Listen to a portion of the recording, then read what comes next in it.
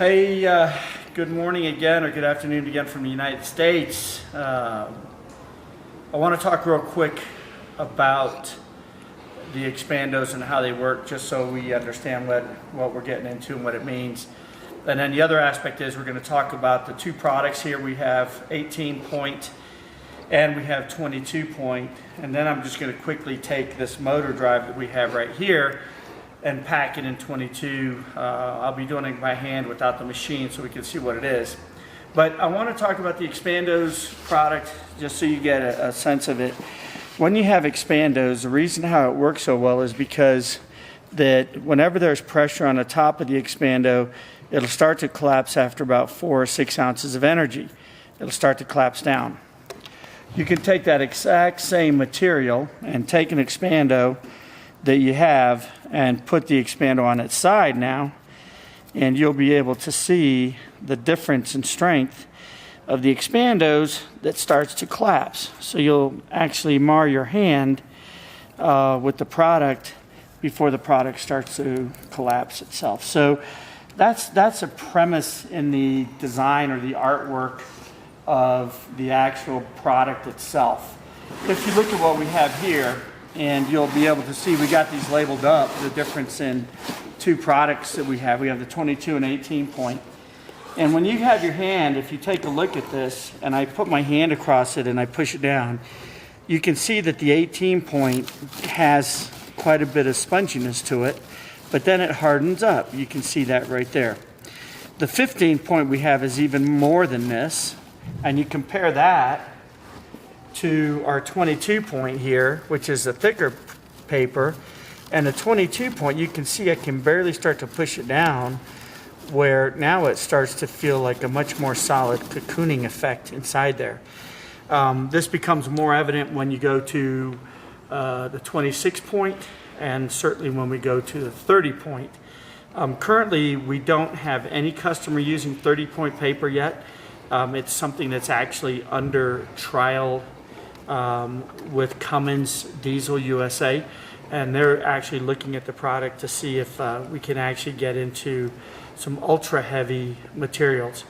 But understanding that even when I was using the 18 point paper here and showing you the effects of it when I put it on the side, when you get to the 22 point, you really cannot collapse that material down until you really actually, make marks on your fingers and your hands, and that was for demonstration purposes. I would not recommend normally doing that. So anyways, I wanted to show you that so that you get a sense of how the two products from an energy absorption start to work. As all energy, when it comes to packaging, there has to be something that when energy hits the side of a box, that the energy follows surface areas.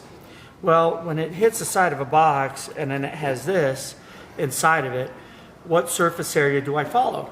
It hits it, it disperses it because it's following any multiple types edges that are all around it.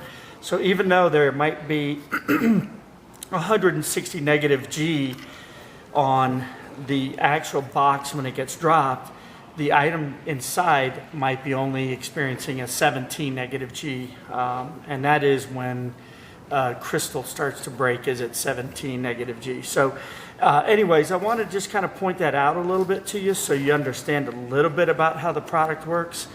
Again, the product comes from Sustainable Forestry Initiative, SFI.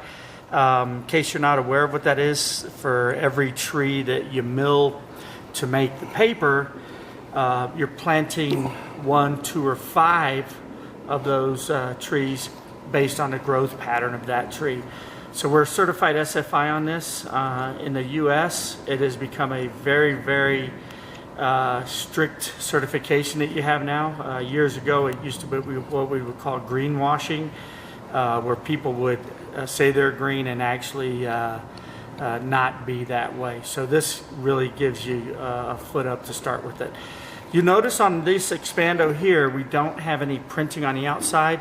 The print station we have is currently being refurbished right now. So when we get that, we will actually be able to print on these on the paper for these Expandos, so you can see it.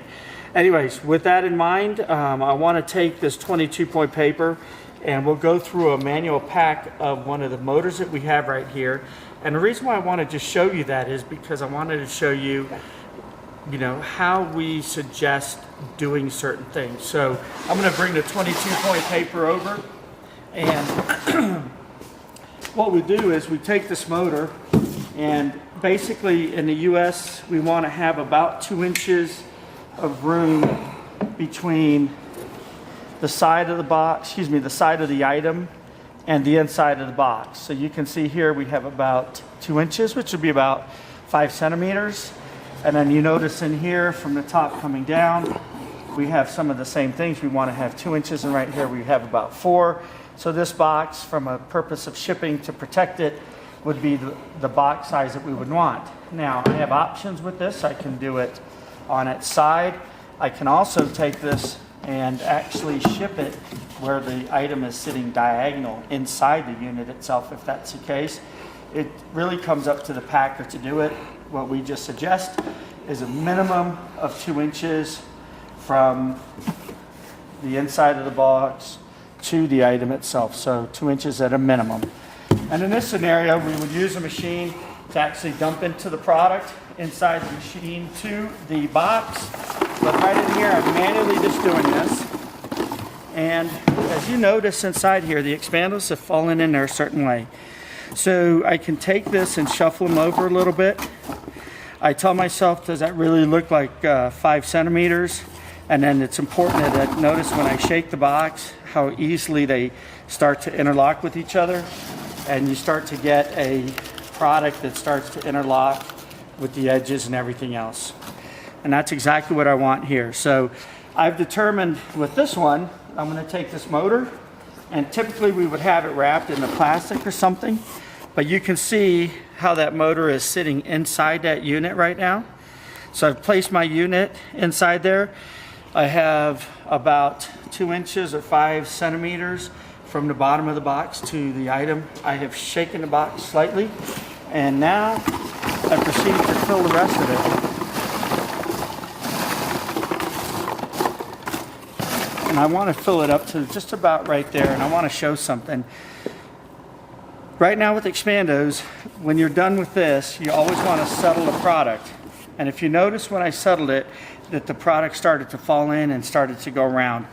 One thing about energy and motion inside of a pack, when it goes on, energy is trapped inside this box, and energy will try to go out, hit the edges, and come back around. Go out, hit the edges, come back around. So if you did a vibration test on this, like I'm shaking right now you can notice in the corners, you start to have the void. So the energy has gone out, around, and come back down underneath it, and that energy has created these voids in these corners. So it's absolutely imperative that when you pack with Expandos, and I will be using my machine to fill this out, but I want to make sure that I have shaken the box, I have all my voids filled in, and I'm ready to seal the box.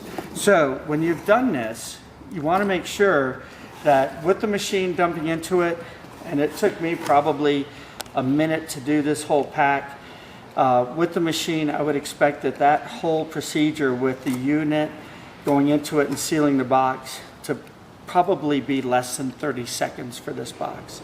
So with that, we would then seal this accordingly.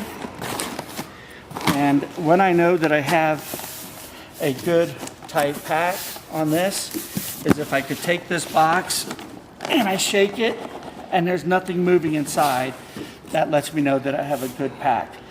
So real quick in summary, 2 inches at a minimum in the bottom of the box. Make sure that once the Expandos has fallen into the box, slight little jigger with it just to settle it. The item goes in, Expandos comes in on top, shake the box, and then use any appropriate amount necessary to make sure that the top is full, the corners have all been filled, and that when I close the box like this, that there's actually resistance from the Expandos as I push down to seal it. With that, I look forward to any questions you might have, have a wonderful day. And I'll be sending you some other videos that we did for a company here called Federal Signal. They make outdoor emergency equipment and lighting for tugs and ambulances and fire trucks and those kind of things. And I'll send you that link and you can take a look at it as well. Thank you.